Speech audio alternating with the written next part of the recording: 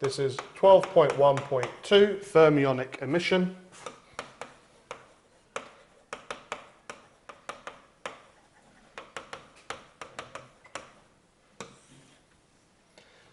So start with the word thermionic, comes from the words thermal and ionic.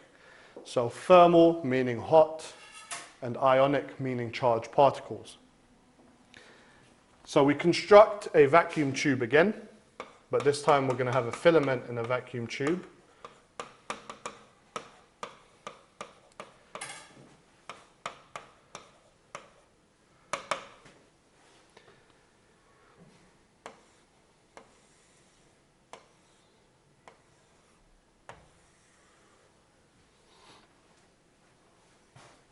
So here's our filament. So the filament will just connect to a circuit. A current will run through the filament will get hot. When the filament is hot enough, it begins to emit electrons because electrons gain enough energy to escape the energy well, and so they leave. We can then use electric fields to accelerate these electrons. However, I'm not going to draw any anode here to accelerate the electrons, but we'll use an electric field to accelerate them. But again, we call them cathode rays. So here I'm going to draw some arrows showing the emission of cathode rays.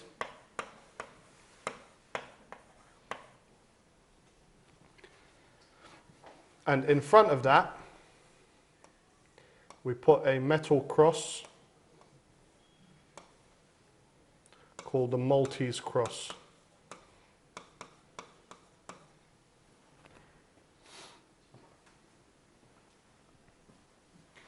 On the end of the tube, that circular part, that can be coated with fluorescent material. So that's a fluorescent screen at the end of vacuum tube.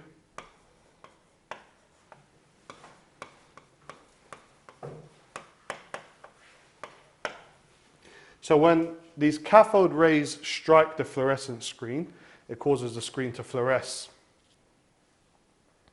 But we have a metal cross that's in the way. So some of the electrons will pass along the sides of that metal cross, and some will be incident with the metal cross. So that would cause the shadow of the cross to be visible on the screen.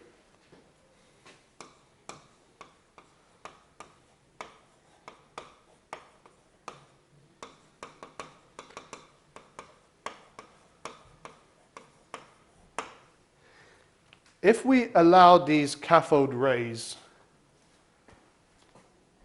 to emit for a while, then more and more of these cathode rays are incident on the cross. And so they begin to charge that cross with the same charge as the cathode rays. Now we know these are electrons. So as that cross is absorbing more and more of these electrons, it's becoming more and more negatively charged. As that happens, as more electrons or cathode rays are then coming towards this cross, they're now being deflected by the cross because of its electric field.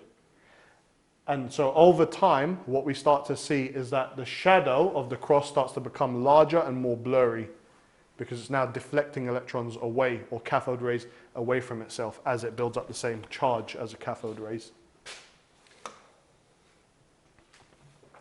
So what we see here is that our cathode rays traveled in straight lines.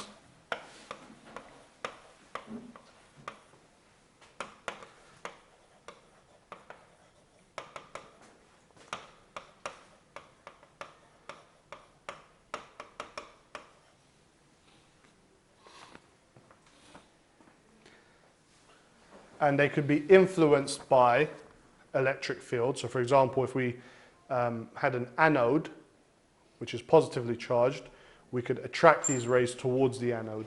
If we had it negatively charged, then the cathode rays are deflected by the cathode.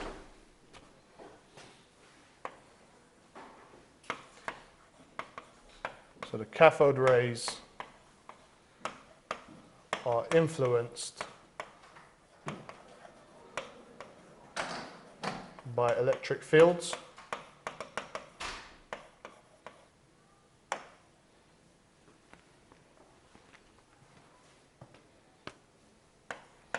So for example,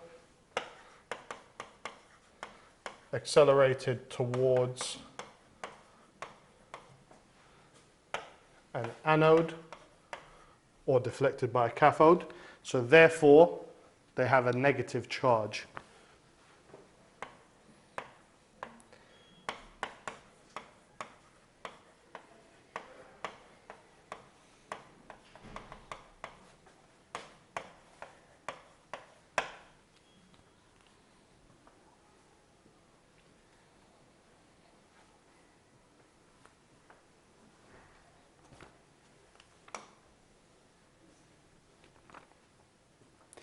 So we'll just zoom into where the filament is and we'll do a little sketch of what happens there.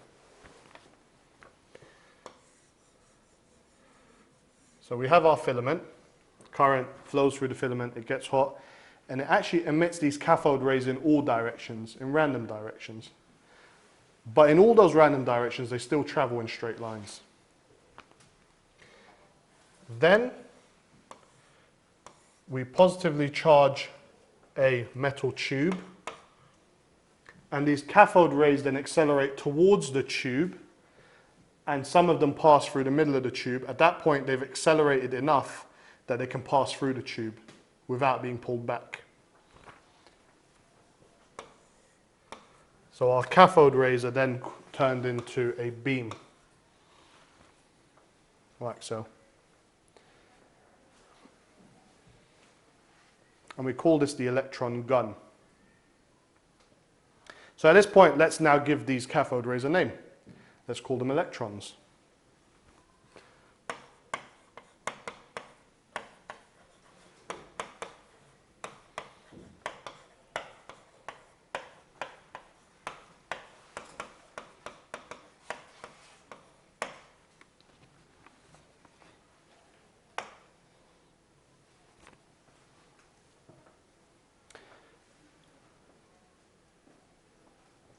So the key point to take away from this is current flows through the filament. The filament gets hot.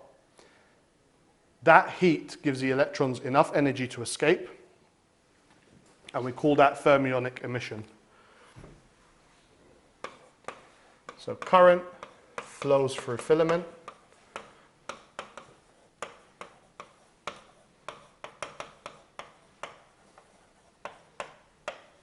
Which then gets hot.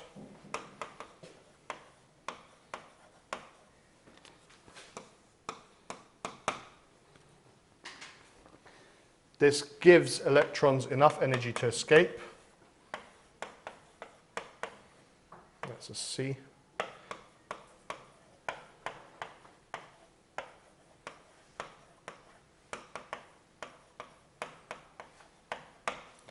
And we call this thermionic emission.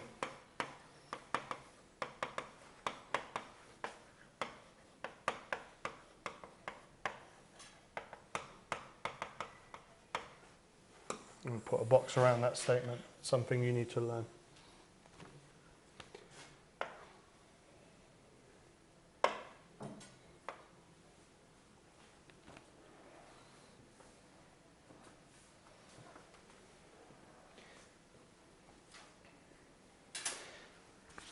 Then, after the electrons are emitted from the filament, we then accelerate the electrons using an electric field, and that gives rise to the electron gun equation.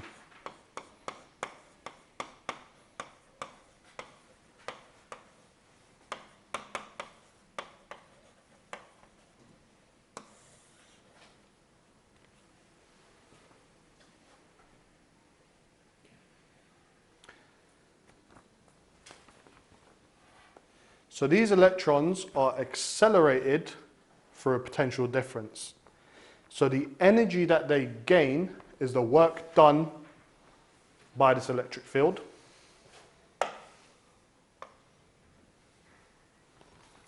So the work done is charge times potential difference, QV, But in this case, we've got electrons, so it's EV.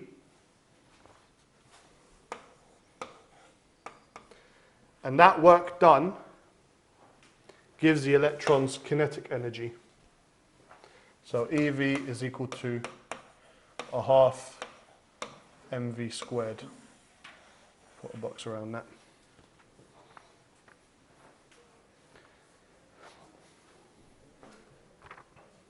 And we can say that the electrons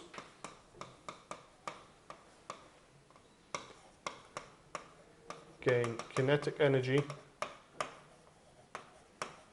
from the electric field.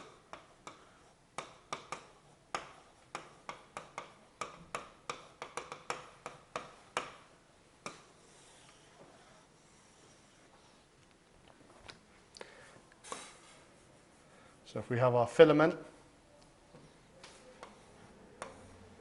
and we have our anode,